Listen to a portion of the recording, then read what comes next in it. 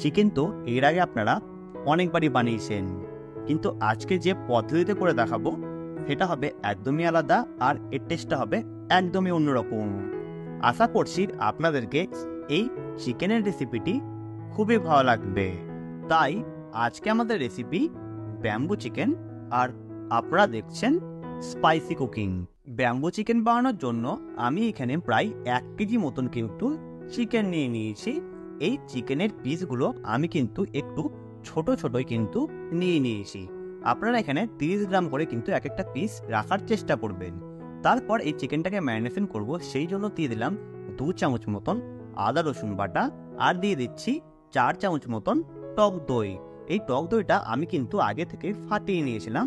আর দিয়ে দিচ্ছি 4টে মতন পেঁয়াজ কুচি, আর দিয়ে দিচ্ছি কিছুটা পরিমাণে আমি এখানে হলুদ পরিমাণে 1 চামচ মতন, আর এখানে দিয়ে দিলাম ঝালের জন্য লাল লঙ্কার গুঁড়ো। এরপরেই দিয়ে দেব কিছুটা পরিমাণে জিরে গুঁড়ো পরিমাণে 1 চামচ মতন, কিছুটা পরিমাণে ধনে গুঁড়ো দিয়ে দিলাম 1 চামচ মতন, আর কিছুটা পরিমাণে কালারের জন্য কাশ্মীরি রেড চিলি পাউডার, আর দিয়ে দিচ্ছি কয়েকটা গোটা গোলমরিচ। এই গোলমরিচটা কিন্তু আপনারা অবশ্যই দেবেন, এটা কিন্তু ফ্লেভারটা খুব সুন্দর আসবে। আর দিয়ে দিলাম স্বাদ অনুসারে লবণ, আর দিয়ে দিচ্ছি পরিমাণে 100 গ্রাম মতন সরষের তেল।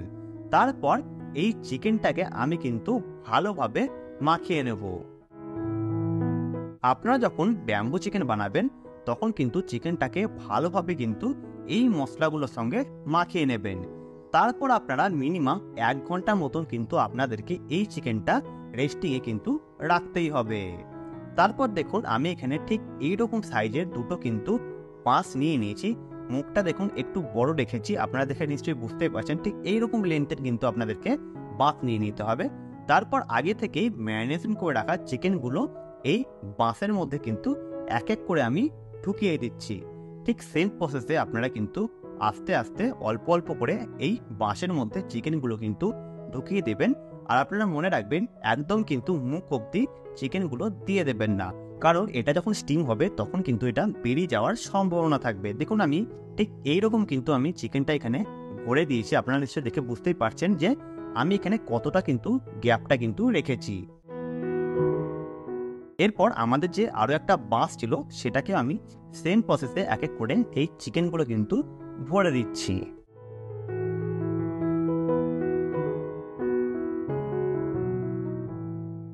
দেখুন আমি এখানে দুটো বাঁশই কিন্তু প্রপারলি তৈরি করে নিয়েছি। তারপর এই বাঁশের মুখগুলো একটু বন্ধ করব, সেই জন্য আমি কলা পাতাকে এই বাঁশের মুখের মধ্যে কিন্তু ঢুকিয়ে দিলাম।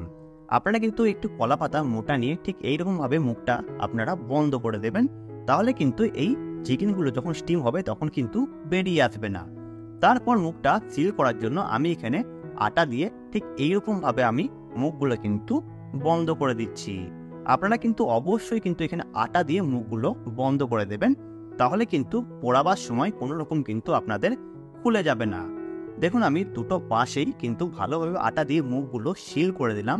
তারপর কি হয়, কোনো কোনো টাইমে আটাগুলো কিন্তু পুড়ে খুলে যায়, সেই জন্য একটা সিলভার যে পেপারগুলো হয় সেইগুলো দিয়ে এটাকে কিন্তু আমি ভালোভাবে সিল করে দিলাম, যাতে কোনো রকমভাবে আমাদের চিকেনগুলো যাতে বেরিয়ে নেওয়া যায়।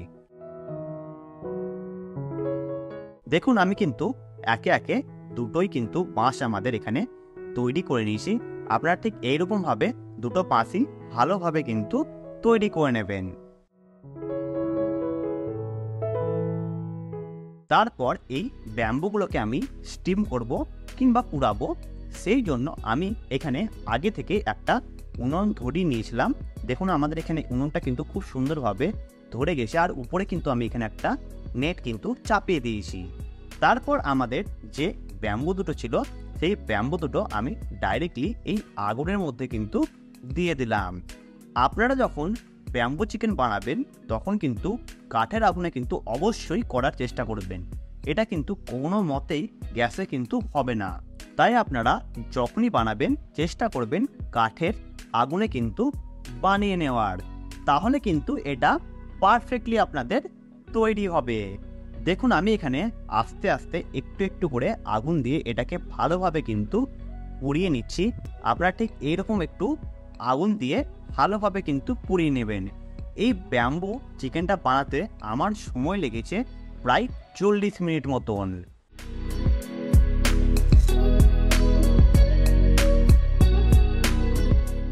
দেখুন আমাদের কিন্তু এখানে একটা সাইড পারফেক্টলি হয়ে গিয়েছে। আপনারা তখন বুঝতে পারবেন যে এটা পারফেক্টলি হয়ে গেছে যখন দেখবেন একটু ফেটে ফেটে গেছে, তখনই কিন্তু বোঝা যাবে যে এটা একটা সাইড খুব সুন্দরভাবে হয়ে গিয়েছে। তারপর আমি উল্টে দিচ্ছি অপর সাইডটা করে নেওয়ার জন্য। ঠিক 2-3 বার এইরকমভাবে করে নিলেই আপনাদের কিন্তু এখানে ব্যাম্বো চিকেন তৈরি হয়ে যাবে। দেখুন বাঁশগুলো কত সুন্দর একটা ফাটা ফাটা আকৃতি ধারণ করেছে, মানেই বোঝা যাবে যে আপনাদের পারফেক্টলি কিন্তু এখানে ব্যাম্বো চিকেন তৈরি হয়ে গিয়েছে। তারপর প্রায় 10 মিনিট মতন আমরা ঠান্ডা করার জন্য রেখে দিয়েছিলাম। এরপর আমি আপনাদেরকে প্রেজেন্ট করে দেখাবো। আপনারা দেখুন, প্রথমে আমি সিলভার যে ফয়েলটা ছিল খুলে নিলাম, তারপর কলা পাতাটা ফেলে দিলাম। দেখুন কত সুন্দর এখানে কিন্তু আমাদের ব্যাম্বো চিকেন তৈরি হয়ে গেছে। আমাদের এই ব্যাম্বো চিকেনের রেসিপিটি আপনাদেরকে কেমন লাগলো আপনারা কিন্তু আমাদেরকে অবশ্যই কমেন্ট করে জানাবেন। আর ভালো লাগলে চ্যানেলটি সাবস্ক্রাইব করে পাশে থাকা বেল আইকনটি প্রেস করে দেবেন। আমাদের আরও নতুন নতুন ভিডিও এই চ্যানেলে আসতে চলেছে, আপনারা কিন্তু অবশ্যই ফলো করবেন। আর ভালো থাকবেন, সুস্থ থাকবেন।